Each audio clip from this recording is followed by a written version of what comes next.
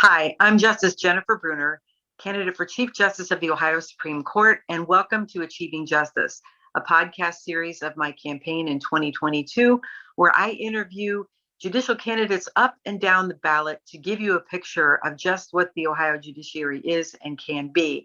And today, I'm so happy to have with me candidate Angelina Jackson, who's running for the Montgomery County Common Pleas Court General Division. Welcome, Angelina. Good morning, Justice Bruner. Thank you so much for having me on today. Oh, it's my pleasure. We had the chance to meet several weeks ago, and I know you've been working hard, but why don't you tell us a little bit about your background so people can get a chance to have an idea of who you are, and then we'll get into why you're running. Sure. So I was born and raised in the city of Dayton. I am the oldest of four children. I'm a first generation attorney, so there were no attorneys in my family growing up. So I believe I am still the only attorney in my family. And so I graduated from Dayton Public Schools. I got my undergraduate degree from Florida A&M University, which is an HBCU in Tallahassee, Florida, and my law degree from the University of Cincinnati. And I graduated from UC in 2004.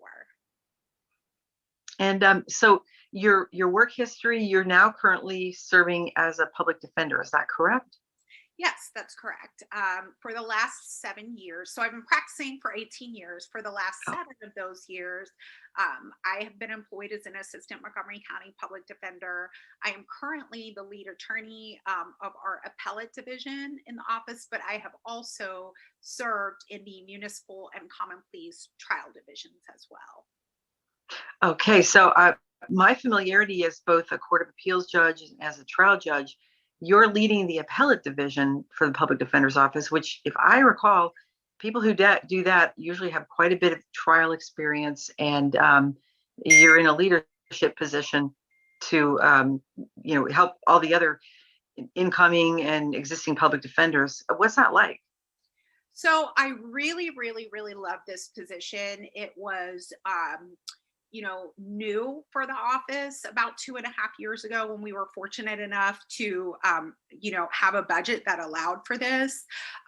So, one thing that I think has been really helpful in getting me to this point is that I had a background not only in the trial work that I did at the public defender's office, but also civil and civil rights litigation before I came to the public defender's office. So I had a career that included a lot of research and analysis and writing and making constitutional arguments. And so that also was extremely helpful in transitioning into this position. And so currently I keep the criminal appeals. And so for all of our listeners out there, what that means is that this is the court that is looking at proceedings from the lower courts, the Court of Common Pleas that I'm running for, and the municipal court, which hears misdemeanors, and we're analyzing the errors that took place in that court. And so we're doing direct appeals in this division, but also occasionally we'll do original actions in the Court of Appeals, habeas corpus, and other types of sort of collateral litigation. And then we also run a couple of legal clinics through this division, a record sealing clinic specifically. So you're providing a lot of direct public service, even though you're still working on the appellate level. The sealing criminal record clinics. Tell me a little bit about that. So during COVID, a lot of us providing services to the public, things changed and became more difficult, particularly, I think, for a lot of nonprofits that were doing record sealing work. And so the public defender's office tried to sort of help fill that gap in service by offering pro se clinics that we run regularly internally. And so now we partner with the Greater Dayton Volunteer Lawyers Project to essentially serve individuals throughout the community so that they can represent themselves on a pro se basis for record sealing. And we screen for their eligibility. We have a really robust screening process so that people are not being told the wrong thing about their eligibility. We provide them with applications. And for those individuals who are not eligible for record sealing, we provide a warm handoff to other community entities who are doing certificates of qualification for employment. And also we do referrals to the Governor's Expedited Pardon Project. So we're really, our office has adopted a holistic model where we are obviously providing direct representation to our clients at the trial or appellate court level, but we are also attempting to help them deal with the barriers to reentry and, just to success once their criminal case has been completed. So it's really a great privilege to be able to provide that service to the community. Oh, that's amazing. And so I know you also have been involved with the Ohio Justice and Policy Center. Can you tell folks what that is and a little bit more about what you did with that? Sure. So the Ohio Justice and Policy Center is a nonprofit law office located in Cincinnati. David Singleton is the executive director there. When I worked there, I was director of the Race and Justice Project. And so really the mission of that project was to address racial disparities within the criminal justice system. So that consisted of doing some 1983 civil rights litigation, litigating criminal appeals that, potentially addressed racial issues or had racial implications. And then there was policy advocacy and sort of public education components as well, dealing with things like the school to prison pipeline, prosecutorial discretion, disparities in sentencing. And so it was a really wonderful experience. They do amazing work. And I actually continued to assist and partner with them on some of their cases after I left the public defender's office. And so the scope of the 1983 civil rights work specifically was police misconduct, litigating issues related to religious and medical accommodations for incarcerated persons, and a bit of voting rights advocacy related to incarcerated juveniles, which we actually did when you were Secretary of State. I recall. I didn't realize you were working on it at the time. That's great. So just so people understand, what is HBCU? Yes, it is a historically Black college and university is what it stands for. Okay, and what is pro bono? Or pro se, sorry. Pro se. Pro se is when a person serves as their own lawyer. They are representing themselves in court and they don't have a licensed attorney representing them. And pro bono is? Doing legal work for free. And last of all, so if someone hears 1983 action, they might wonder if that's the number of cases you did. Can you explain what that is? Right. These were federal civil rights cases that we litigated in federal court. All right. So that's kind of a section of the federal law, and people sort of just give it that moniker. Yes. And normally in 1983 actions, if you prevail, if I recall, the court can award attorney's fees. Yes.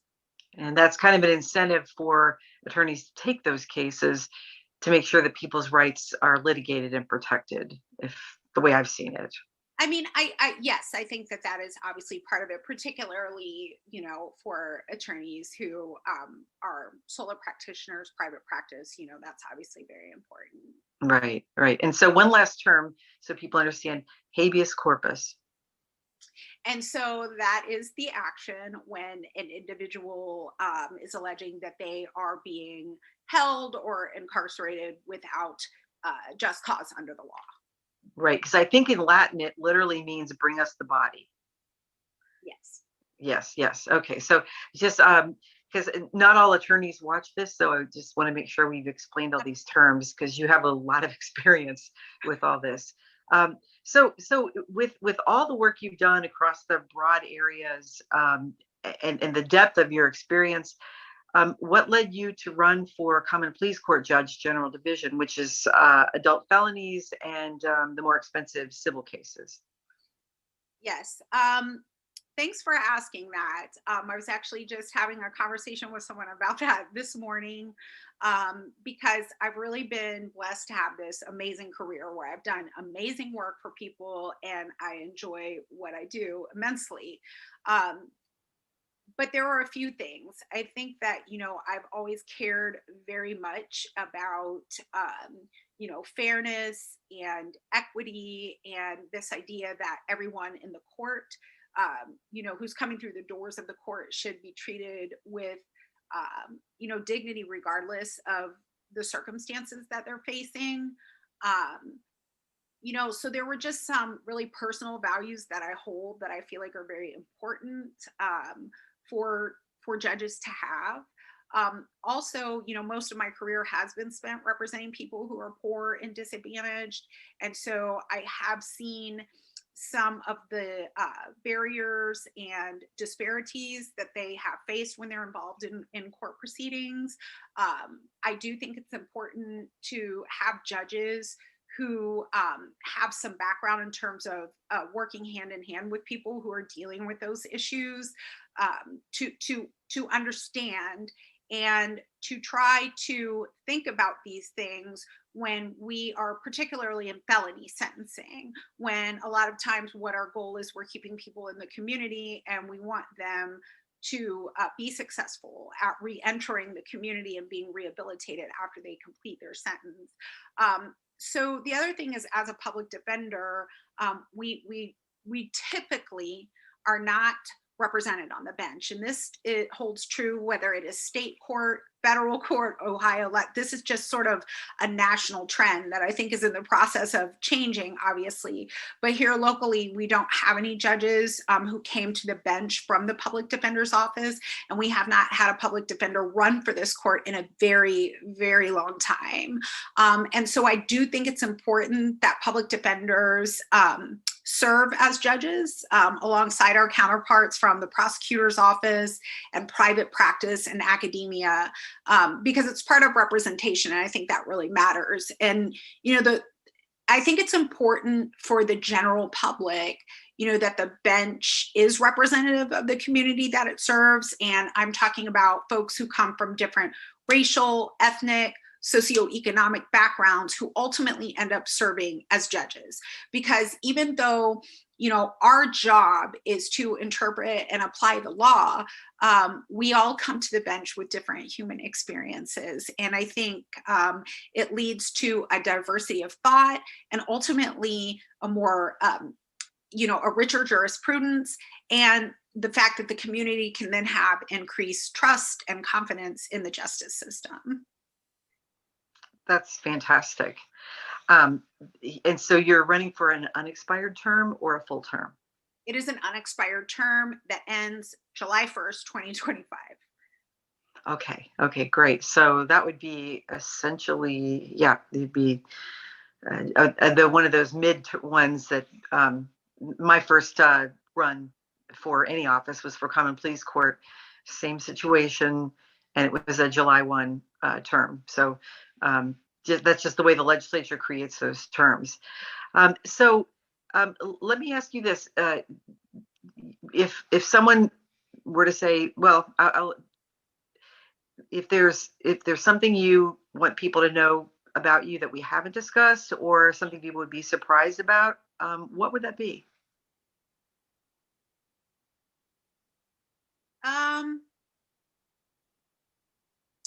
I think just that one thing that that I don't talk about a lot in the campaign is really just how much I actually love the law. I read my first case when I was 12. I do talk about that on the website. A friend of my father's gave me a law book, and I've always been fascinated with the law since I was a kid. And I view my career in part as providing a service to people, but it's also a lifelong journey of learning. And so I think the prospect of that is really exciting. And I just, after 18 years, I'm still curious about the law, you know, across the board. And so I think that's a good thing for a judge to be. I totally agree with you. I felt the same way. I went to law school thinking I wasn't sure if that was what was going to be the right thing for me. I didn't have a law book when I was 12. I was thinking I was going to be an artist, but once I started law school, I said, "Oh, this is really good work." And plus, if you love to learn, being a lawyer and being paid to continue to learn is like it's karma. It's great. Um, yeah, it's nirvana. So I hope it's good karma, but it's definitely nirvana. So yeah. So you have two daughters. Are they helping you in the campaign, or are they being teenagers? I know mine weren't always super enthusiastic. Yeah. Actually, they've been so my daughters are 10 and 15, and I think that a lot of times it's a lot because we're busy, and that's been an adjustment. But overall, they've been really helpful. They've gone a lot of places with me, and I I feel like they are inspired by seeing this, and it kind of takes back to the question that you asked. That I think we are setting the stage for other, for young girls and young women to see what we're doing and see a path forward for themselves in the future. And that part is really cool for my daughters to see not only me, but a lot of other women who are doing amazing things out on the campaign trail. So that part has been really cool. Oh, that's fantastic. Yeah, I agree with you, because the role of a public servant, which is what all judges are, in my view, includes reaching back to the next generation to inspire them to step up and do the work that you're doing and to do it even better. And that's fantastic that you're setting that example. So I am so happy that you agreed to interview today, and I love hearing about your background. And I think you told me you're even going door to door in the campaign in a county that's more than 500,000 people. Yes, we are. Yes, we are. Yeah, that's fantastic. Well, Angelina, thank you so much. We're getting close to the election. I wish you the very best in this campaign, and this people have a chance to see this and watch it over and over again, and hopefully share it with their friends to learn more about Angelina Jackson and her run for the General Division of the Common Pleas Court of Montgomery County. That's where the city of Dayton is located. And thank you so much for joining me today. Thank you so much, Justice Bruner. I really appreciate it. Thank you.